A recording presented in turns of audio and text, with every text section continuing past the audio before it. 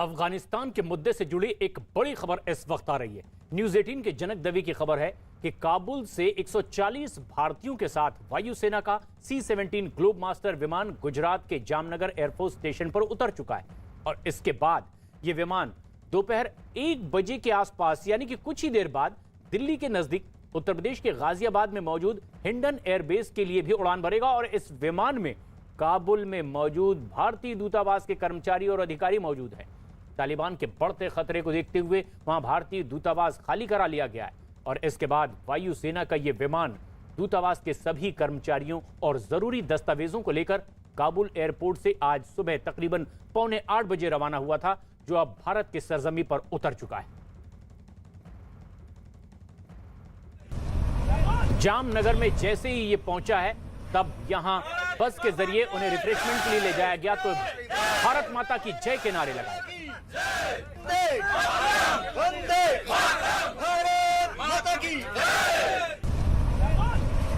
बड़ी तादाद में मौजूद लोगों ने उनका स्वागत भी किया, लेकिन उत्साह देखते बनता था जब वंदे मातरम और भारत माता की जयकारे के साथ आसपास का माहौल गूंज उठा।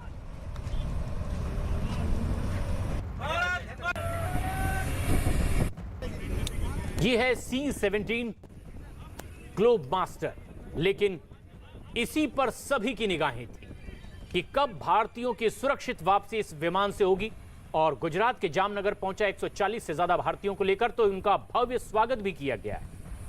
कुछ लोग जो बेहद उत्साहित उत्सुकता से फूल मालाओं के साथ उनकी अगवानी करने तैयार थे। वायुसेना का C-17 ग्लोब मास्टर विमान के जरिए 140 भारतीय गुजरात के जामनगर पहुंच गए। इनमें 100 लोग ITBP के जवान भी हैं जो काबुल में भारतीय दूतावास की सुरक्षा में तैनात थे और इसी मुद्दे पर न्यूज 18 ने ITBP के प्रवक्ता विवेक पांडे से भी बातचीत की, जिन्होंने विमान और उसके लौटे भारतीयों के बारे में विस्तार से जानकारी दी। सबसे पहले हम ये समझना चाहते हैं कि अभी क्या स्टेटस है, किस तरह से भारतीय जवानों को, ITBP के जवानों को वहां से रेस्क्यू कराया गया, वहां से लाया जा रहा है। देखिए, ITBP वहाँ पर 2002 से वहाँ पर डिप्लॉयड रही है और जो हमारी एम्बेसी है वहाँ और जो कॉन्सुलेट्स थे उसकी सुरक्षा कर रही है। और अभी भी आज जो निर्णय हुआ है विदेश मंत्रालय का, जिसमें ये कहा गया कि उस एम्बेसी को अभी थोड़े दिनों के लिए जो भी है बंद किया जा रहा है, उसके बाद हमारे जो जवान थे उन लोगों ने डिप्लोमेट्स को लेकर के एक सिस्टमेटिक तरीके से वहाँ से वापस आने का जो एक प्रोग्राम था वो आज पूरा होने जा रहा है। और हमारे 100 से भी ज़्यादा जो कमांडोज थे वो काबुल से वापस आ रहे हैं। अभी वो गुजरात पहुंच गए हैं थोड़ी देर पहले और उसके बाद वापस आ जाएंगे। जो स्थितियां हैं वो वहाँ पर आप सब देख रहे होंगे, जिस तरह से वोलेटाइल हुई हैं, उसके बाद से ये निर्णय किया गया था कि उसको पूरे जो हमारा जो मिशन है उसको वहाँ पर फ़िलहाल के लिए बंद किया जाएगा। तो हमारा जो रोल है, हमारा जो दायित्व है ITBP का, उनको सिक्योरिटी देना, हम लगातार दे रहे थे और उसी क्रम में उनको सुरक्षा प्रदान करते हुए वापस लाने की भी कार्रवाई अभी की जा रही है।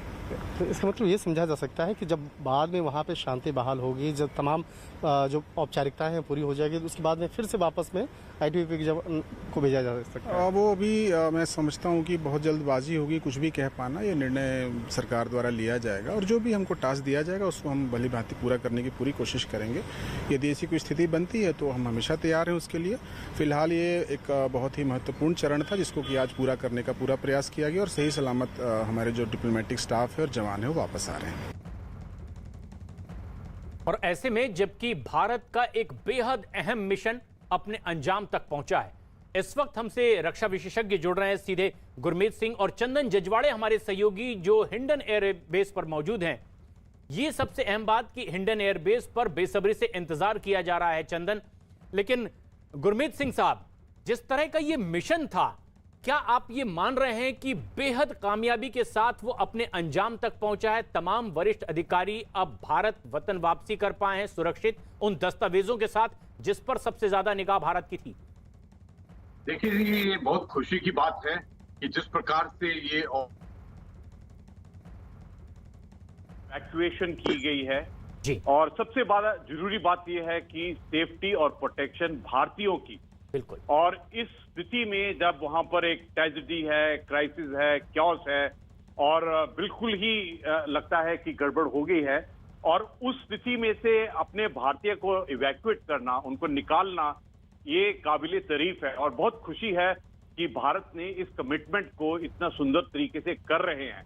देखिए, जो भारतीय वहां पर हैं, कुछ तो डिप्लोमेटिक सिक्योरिटी वाले, कुछ प्रोजेक्ट्स वाले हैं, और मैं कहूंगा जो माइनॉरिटीज हिंदू और सिख हैं, और भी जो भारत के खास दोस्त हैं, जो डिपेंडेबल दोस्त हैं, उन सब के बारे में जो हमारे कमिटमेंट है उसको पूरा करना ये बहुत जरूरी है इस बात के लिए। और मैं कहूंगा कि ये एक बहुत ही सोचे समझे तरीके से किया गया है, उस समय किया गया है जहां पर जो काबुल की जो स्थिति है, जो पूरे विश्व ने देखा है कि किस प्रकार से वहां पर मैं कहूंगा कि जो एक वीडियो है जिसने सबकी आत्मा को झंझोड़ दिया है, जो मैं कहूंगा एक ह्यूमैनिटी के ऊपर में, एक मनुष्यता के ऊपर में एक धब्बा है, एक कलंक है कि किस प्रकार वहां से किस प्रकार निकले, वहां इवैक्यूएट करें। बिल्कुल गुरमीत सिंह साहब, और बहुत ये तो ये बात पूरी दुनिया देख रही थी कि किस तरह की बर्बरता तालिबान की ओर से, लेकिन भारत का मकसद था सबसे पहले तमाम भारतीयों को सुरक्षित वापस लाया जा सके और जितनी मदद बाकी भी हो सके उस इंसानियत का भी परिचय देना। लेकिन अब सबकी निगाहें हिंडन एयरबेस पर भी है। चंदन जजवाड़े हमारे सहयोगी यहां मौजूद हैं। चंदन, क्या उम्मीद की जा रही है, ग्लोब मास्टर कितनी और देर लगेगी जब वो अब हिंडन एयरबेस पर लैंड करें? देखिए प्रशांत, जिस तरह से जामनगर में लैंड हुआ है पहले ये क्राफ्ट, उसके बाद वहाँ पे लोगों को खाना पीना भी दिया गया है। एक बात तय है कि वो सेफ एरिया में पहुँच चुके हैं, अपने देश पहुँच चुके हैं। चूँकि ये रूटीन फ्लाइट नहीं है, इसलिए समय को लेकर के जिस तरह की का इंतज़ार किया जा रहा था कि 1 बजे करीब ये फ़्लाइट यहाँ पहुँचेगी, अब लग रहा है इसमें थोड़ा विलंब ज़रूर होगा, क्योंकि लोगों को थोड़ी राहत दी जा रही है। लोगों को खाना पीना या दवा दारू की ज़रूरत जिनको थी, उनको वो सब मुहैया कराया जा रहा है जामनगर में। उसके बाद फ़्लाइट वहाँ से जो है टेक ऑफ करेगी। माना जा रहा है कि 1 बजे के करीब जो है वहाँ से उड़ान भरेगी। उसके बाद वो दिल्ली गाज़ियाबाद के पास हिंडन एयरफोर्स स्टेशन पहुँचेगी। इंतज़ार हम लोग कर रहे हैं कि कब जो है लोग यहाँ पर पहुँचे, लेकिन अब तक एक चीज़ तय है कि लोग सुरक्षित अपने अपने देश पहुँच चुके हैं। बिल्कुल, ये ही एक खुशी की बात भी है, ये राहत देने वाली भी खबर है कि भारत की सरजमी पर ये उतर चुके हैं सुरक्षित, जो भारत सरकार की चिंता भी थी और उनका ये मिशन भी कि सुरक्षित उनकी वापसी भी हो। लेकिन खास बात ये भी है कि अब जिस तरह के हालात वहां बने हुए हैं उस पर भी नजर है। जम्मू कश्मीर के रहने वाले आदिल रसूल के परिवार वाले भी बेहद चिंतित हैं। आदिल रसूल अफगानिस्तान के काबुल की एक यूनिवर्सिटी में काम करते हैं और बतौर असिस्टेंट प्रोफेसर वो अपनी सेवाएं वहां दे रहे हैं। अफगानिस्तान में तख्ता पलट के बाद परिवार वालों ने सरकार से आदिल रसूल की सुरक्षित वापसी की भी गुहार लगाई है। हर कोई चाहता है कि उनके अपने परिजन सुरक्षित हों, लेकिन अब जबकि जम्मू कश्मीर के एक परिवार की निगाह अपने परिजन पर भी कि आदिल रसूल जो असिस्टेंट प्रोफेसर हैं वो भी सुरक्षित भारत वापस आए। मेरा एल्डर ब्रदर है जो काबुल यूनिवर्सिटी में काम करता है एज एन असिस्टेंट प्रोफेसर पिछले 4 साल से, लेकिन जो अभी जो सिचुएशन है वहाँ पे वो अभी ठीक नहीं है। इसलिए हम इंडियन गवर्नमेंट से ये रिक्वेस्ट करते हैं कि वहाँ से अपने स्टूडेंट्स जो है वो जल्द से जल्द इवैक्यूएट किए जाए ताकि वो सेफली अपने अपने घरों को आ जाए। इस मुद्दे पर जम्मू कश्मीर के उपराज्यपाल मनोज सिन्हा ने ट्वीट किया है। उन्होंने अपने ट्वीट में लिखा है, मैं प्रोफेसर आसिफ अहमद और प्रोफेसर आदिल रसूल के परिवार वालों को आश्वस्त करता हूं कि वो सुरक्षित हैं और बहुत जल्द घर पहुंच जाएंगे। काबुल से एक हैरान कर देने वाला वीडियो भी सामने आया है। इस वीडियो में काबुल एयरपोर्ट पर घुसने की कोशिश कर रहे एक आदमी पर तालिबानी आतंकी ने गोली चलाई है और यह हरकत कैमरे में कैद है। वीडियो में दिख रहा है कि कैसे एक आदमी काबुल से निकलने के लिए किसी भी सूरत में जान जोखिम में डालकर एयरपोर्ट में दाखिल होना चाहता है और उसके लिए वो एयरपोर्ट की दीवार लांघने की कोशिश करता है और इतने में तालिबानी आतंकी उस पर फायरिंग कर देता है। तालिबान का खौफ इतना कि किसी भी सूरत में अफगानिस्तान में लोग एयरपोर्ट के भीतर दाखिल होकर इस मुल्क को छोड़ना चाहते हैं ताकि तालिबान के इस कत्लेआम से बच सकें, लेकिन तालिबान का एक आतंकी इस पर फायरिंग भी कर देता है। इस बीच सांसद वरुण गांधी ने सोशल मीडिया पर काबुल का एक वीडियो जारी किया है। वीडियो शेयर करते हुए उन्होंने ये बताया कि इस तरह का ये वीडियो है। वीडियो में काबुल में कब्जे में आने के बाद तालिबान के आतंकी मौज मस्ती करते दिखाई दे रहे हैं।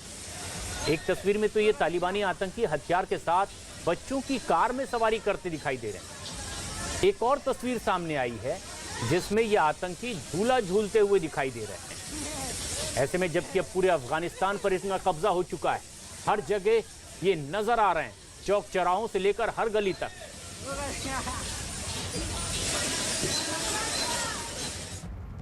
गुरमीत सिंह साहब लगातार हमारे साथ बने हुए रक्षा विशेषज्ञ के तौर पर। गुरमीत सिंह साहब, ये जिस तरह की तस्वीरें सामने आ रही है, चप्पे चप्पे पर मौजूद हैं तालिबानी, कई लोग खौफजदा हैं। गुरुद्वारे में मौजूद नरेंद्र सिंह जी से भी हमारी बात हुई, उनके हथियार छीन लिए गए, लेकिन जहां मौजूद हैं तालिबानी वो खुद हथियार बंद हैं। किस तरह के अब सूरत हाल आपको महसूस हो रही है और बेहतरी की उम्मीद?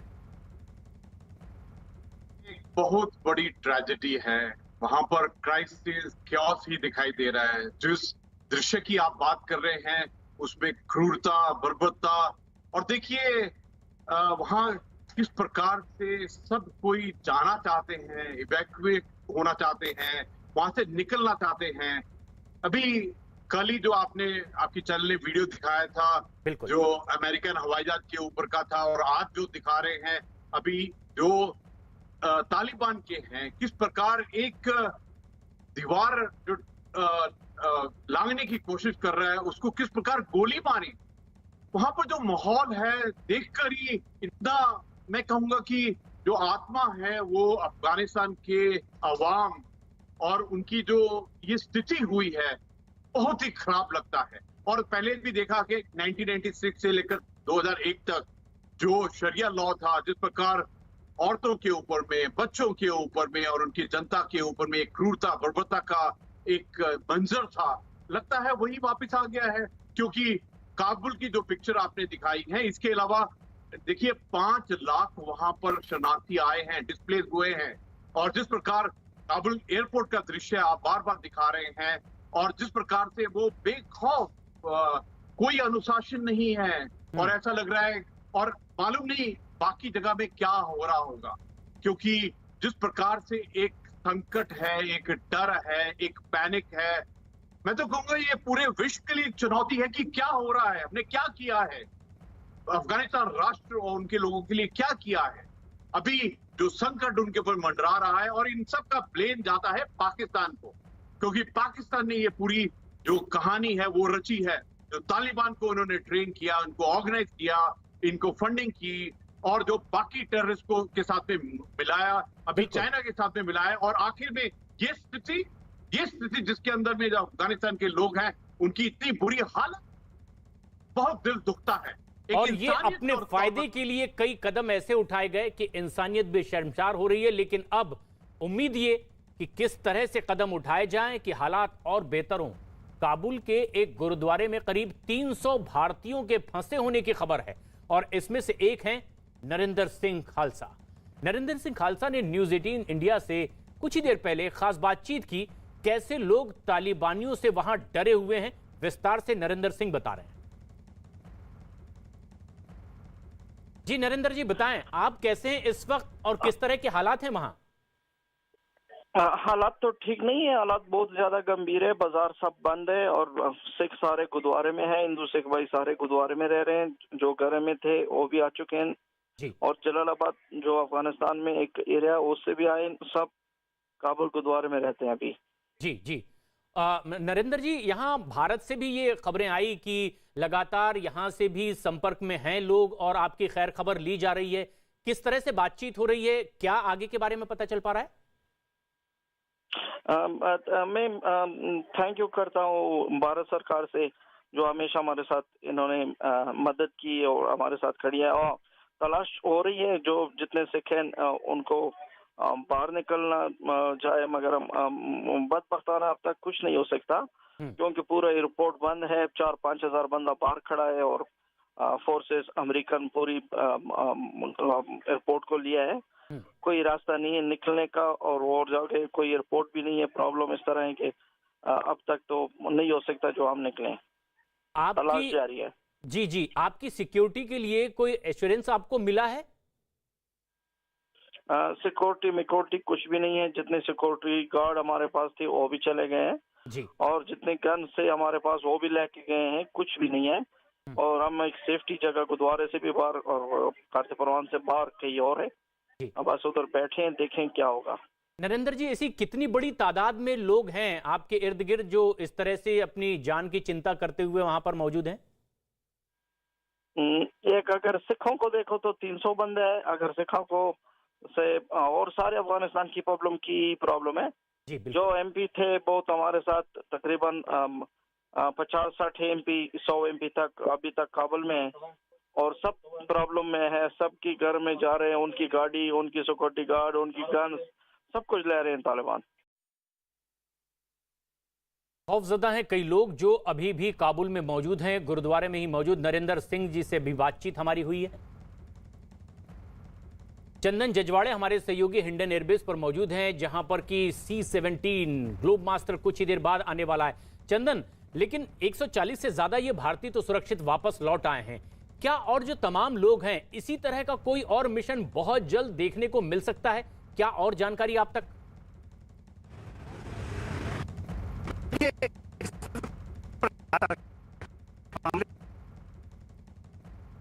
हम एक बार फिर जुड़ने की कोशिश करेंगे चंदन, क्योंकि साफ आवाज आपकी हम तक नहीं पहुंच पाई है। लेकिन ये तस्वीरें हैं अफगानिस्तान की। सड़कों पर क्या सूरत हाल है, बदहवासी में लोग यहां वहां घूम रहे हैं। सब सिर्फ चाहते ये हैं कि वो और उनके परिवार के लोग महफूज रहें खौफ तालिबान का, जिनके हथियार बंद तालिबानी आतंकी चप्पे चप्पे पर मौजूद हैं।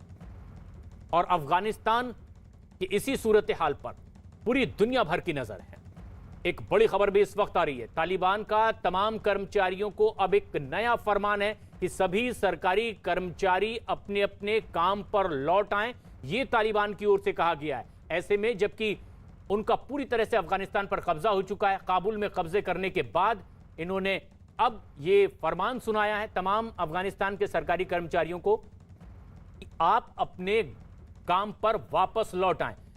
शैलेंद्र वांगू हमारे सहयोगी फोन लाइन पर मौजूद हैं। शैलेंद्र, क्या कहा है तालिबानियों ने अपने फरमान में सरकारी कर्मचारियों के लिए? देखिए, तालिबान लगातार इस कोशिश में है कि वो एक मॉडरेट तालिबान का चेहरा दिखाए। इसीलिए जब से वहां पर सत्ता में या यूं कहें कि काबुल पर चढ़ाई की है तालिबान ने, तब से लगातार इस तरह के बयान आ रहे हैं कि सभी को माफ कर दिया गया है, कोई किसी को घबराने की जरूरत नहीं है, देश छोड़ने की जरूरत नहीं है। लेकिन जो तस्वीरें कल हमने एयरपोर्ट पे देखी, उससे साफ है कि किस तरह से डर और भय का माहौल इस वक्त अफगानी नागरिकों में है। जाहिर तौर पर तालिबान लगातार कोशिश कर रहा है कि एक मानवीय चेहरा, एक मॉडरेट तालिबान जो 90 के दशकों में दिखा नहीं था, वो चेहरा दिखाया जाए। इसीलिए लगातार ये कहा जा रहा है सरकारी कर्मचारियों से कि वो वापस काम पर लौटे, क्योंकि बहुत सी जगह से सरकारी कर्मचारी जो हैं वो काम पर नहीं लौट रहे हैं। बहुत से लोग देश छोड़ने की तैयारी में हैं, इस डर से कि कहीं तालिबान उन पर टारगेटेड किलिंग्स उनकी ना करे।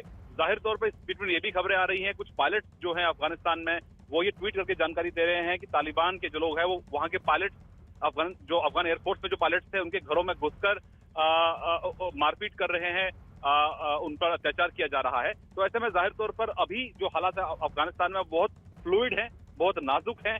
ऐसे में अभी जब तक वहां पर नई सरकार नहीं बन जाती, उसको लेकर भी अभी प्रक्रिया जारी है। और ये कहा जा रहा है कि एक डेलीगेशन काबुल से जा रहा है दोहा, जहां पर मुल्ला बरादर से उनकी बातचीत होगी और एक इंक्लूसिव गवर्नमेंट बनाने की कोशिश की जा रही है। जी, तो अब ये एक नया फरमान कर्मचारियों के लिए भी तालिबान की ओर से। गुरमीत सिंह साहब, रक्षा विशेषज्ञ, इस वक्त हमारे साथ लगातार मौजूद हैं। गुरमीत जी, जिस तरह से अब ये एक नया फरमान वहां के सरकारी कर्मचारियों के लिए आया, क्या तालिबान अब उस मोड में आना चाहता है कि अब हमारे कब्जे में पूरा अफगानिस्तान है और अब यहां की व्यवस्था हम अपने तरीके से चलाएंगे, लेकिन उनकी मजबूरी भी है कि जितने कर्मचारी हैं फिलहाल तो उन्हीं से काम लेना पड़ेगा, चाहे अपने फरमान के जरिए ही सही? और क्या उसी तरफ ये आदेश है? जी, आपने बिल्कुल ठीक कहा। देखिए, अभी जो तालिबान है उनके ऊपर में एक नई जिम्मेवारी आ गई है। अभी जिस प्रकार उन्होंने कहा है कि हम ओपन एंड इंक्लूसिव सिस्टम बनाना चाहते हैं, उन्होंने पहले कहा था कि क्या रूल होंगे, क्या रिजीम होगा, इसके बारे में बाद में बताएंगे। अभी जो 6-7 जो उन्होंने स्टेटमेंट्स इशू की हैं तालिबान ने, उनका जो ऑफिशियल स्पोक्समैन है उसने इन्हीं तरीके से बात की है कि हम चाहते हैं हिंसा ना हो, हम चाहते हैं पीस हो, हम चाहते हैं कि वहां पर किसी को नुकसान, प्रॉपर्टी को नुकसान ना हो। लेकिन ये जो बातें कहती हैं और जो जमीन पर हो रहा है उसमें तालमेल है कि नहीं है, ये समय ही गवाही देगा। ये जो समय है, टाइम है, वो सबसे बड़ी बात है कि वो करते क्या हैं। अभी जो डिप्लोमेटिकली बोल रहे हैं, जो उसके स्पोक्समैन बोल रहे हैं, वो जमीन पर तो दिखाई नहीं देता है। जिस प्रकार से उन्होंने, तालिबान ने वहां पर जो एयरपोर्ट पे आपने दृश्य दिखाया और जिस प्रकार आपने दिखाया कि जो माइनॉरिटी है उनकी डर, खौफ, पैनिक क्या है, वो किस प्रकार से अपने आप को सुरक्षित फील नहीं। Conditions that are not normal, and of course is hosting us here after a long, tiresome journey. Thank you very much. So can you throw some light at how many Indians are still there or stranded, and what are the plans to evacuate them? So the number of Indian nationals, unfortunately, our Indian nationals do not register themselves. Okay. Yes, sir. Though we keep sending out advisories that, especially in countries like Afghanistan, where political situations can change, it is important that Indian citizens register themselves with the Indian embassies, so that in times like this, we can extract them, whether or not they may be willing at that time, because sometimes they don't pay enough attention, they get complacent. So there are some individuals there we know of, at least I would say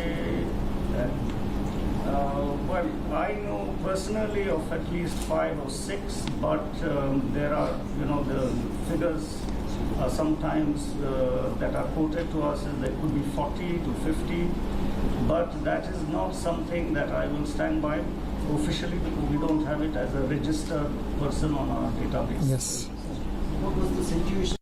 Was being monitored at the highest level on a day-to-day, minute-to-minute basis, and that is how the whole operation was actually conducted, involving from the junior-most person of the embassy to, let us say, the highest person of the government of India. Let's put it like that. It's not that we have abandoned the people of Afghanistan, that their welfare and our old relationship with them is very much in our mind. We will, going forward, try and continue our interaction with them. Of course, I cannot say in exactly what form and manner, because the situation there is changing so much. We are also continually monitoring the situation there, because there are still some Indian citizens who are there. That is why Air India will continue to run its commercial services to Kabul. That is, as long as the airport in Kabul functions. You would have heard that temporarily Air India had to suspend its commercial services. That was because of the conditions that were there in the airport, which did not allow for civilian aircrafts to come. The coverage of the situation in the airport itself is well known to everyone. It was reported internationally. However, we continue to ensure that anyone who is stuck there is somehow brought here, for which the Ministry of External Affairs. Delhi के मुख्यमंत्री अरविंद केजरीवाल उत्तराखंड पहुंचे हुए हैं और अपनी राय अब जनता के सामने रख रहे हैं। उत्तराखंड के भविष्य के लिए, उत्तराखंड के विकास के लिए बेहद महत्वपूर्ण साबित होंगे। पहली बड़ी घोषणा, मैं बेहद गर्व और फक्र के साथ आज ये ऐलान करना चाहता हूं कि आने वाले विधानसभा चुनाव में आम आदमी पार्टी के सीएम उम्मीदवार कर्नल अजय कोटियाल होंगे।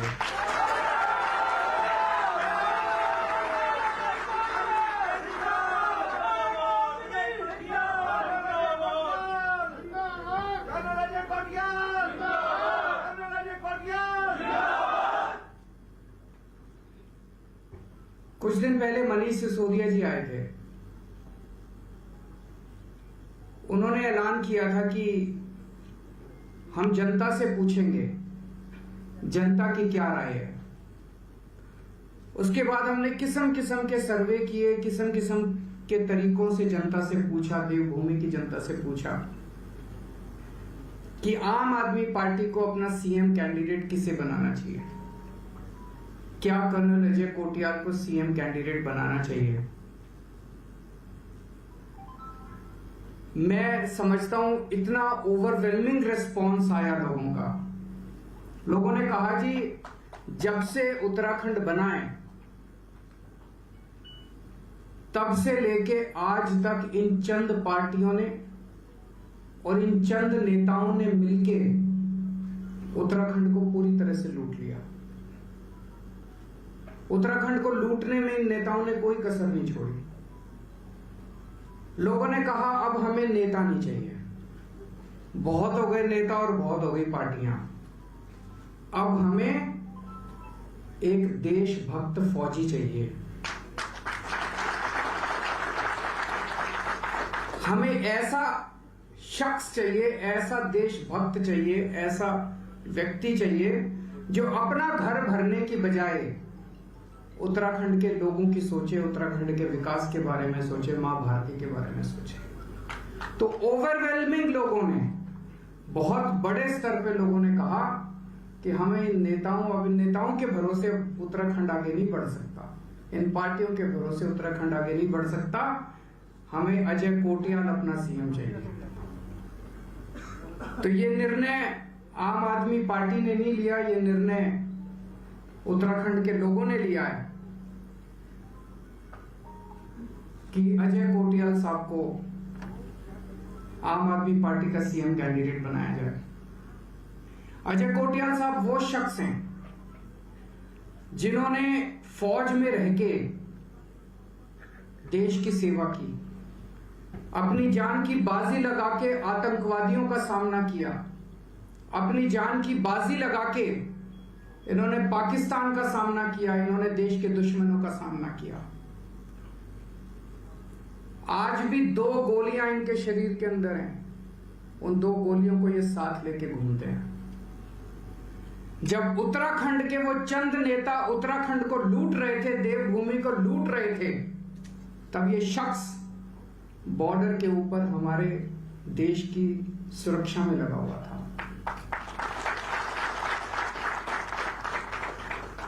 तो उत्तराखंड के लोगों को ऐसे देशभक्त की जरूरत है जो अपनी जान की परवाह किए बिना तन मन धन सब कुछ लगा के उत्तराखंड के विकास के बारे में सोच सके। कुछ साल पहले केदारनाथ पे आपदा आई थी, केदारनाथ को काफी क्षति हुई थी। एक बार तो ऐसे लग रहा था जैसे कैसे इसको ठीक किया जाएगा। तब इस शख्स ने अपनी टीम के साथ मिलकर केदारनाथ का पुनर्निर्माण किया था, केदारनाथ को ठीक किया था। इन्होंने अपनी टीम के साथ मिलकर केदारनाथ का पुनर्निर्माण किया था और अब ये उत्तराखंड के नवनिर्माण करने का इन्होंने बीड़ा उठाया है। दोस्तों, उत्तराखंड को देवभूमि कहते हैं हम। यहां पे इतने सारे हिंदुओं के तीर्थ स्थान हैं, इतने सारे तीर्थ स्थान हैं। बद्रीनाथ, केदारनाथ, गंगोत्री, यमुनोत्री, ऋषिकेश, हरिद्वार, जागेश्वर धाम, धारी देवी, गोलू देवता, कैंची धाम, बाराही देवी, टपकेश्वर महादेव, नीलकंठ महादेव, कितने देवी देवताओं का वास है यहाँ पे, कितने तीर्थ स्थान है हिंदुओं की श्रद्धा के। पूरी दुनिया भर से हिंदू यहाँ पे बड़ी श्रद्धा के साथ देवी देवताओं के दर्शन करने आते हैं, पूजा अर्चना करने आते हैं। कर्नल अजय कोटियाल को जो इन्होंने केदारनाथ में काम किया, उसकी वजह से इन्हें भोले का फौजी भी कहते हैं। लोग प्यार से इन्हें भोले का फौजी भी कहते हैं। तो इनके साथ मिलके उत्तराखंड के लोग उत्तराखंड को पूरी दुनिया के हिंदुओं के लिए आध्यात्मिक राजधानी बनाएंगे। उत्तराखंड को पूरी दुनिया के हिंदुओं के लिए स्पिरिचुअल कैपिटल फॉर हिंदूज। पूरी दुनिया के हिंदुओं के लिए उत्तराखंड को हम आध्यात्मिक राजधानी बनाएंगे। आज भी बहुत हिंदू आते हैं, लेकिन अगर प्रॉपर व्यवस्था की जाए तो मैं समझता हूं कि इससे कम से कम 10 गुना ज्यादा पूरी दुनिया से लोग आएंगे यहां पे दर्शन करने के लिए, तीर्थ स्थानों के दर्शन करने के लिए।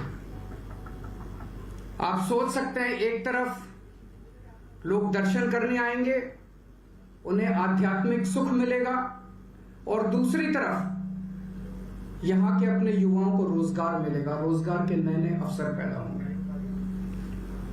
तो एक तरफ तो दिल्ली देश की प्रशासनिक राजधानी होगी और दूसरी तरफ उत्तराखंड दुनिया की हिंदुओं की आध्यात्मिक राजधानी होगी। अजय कोटियाल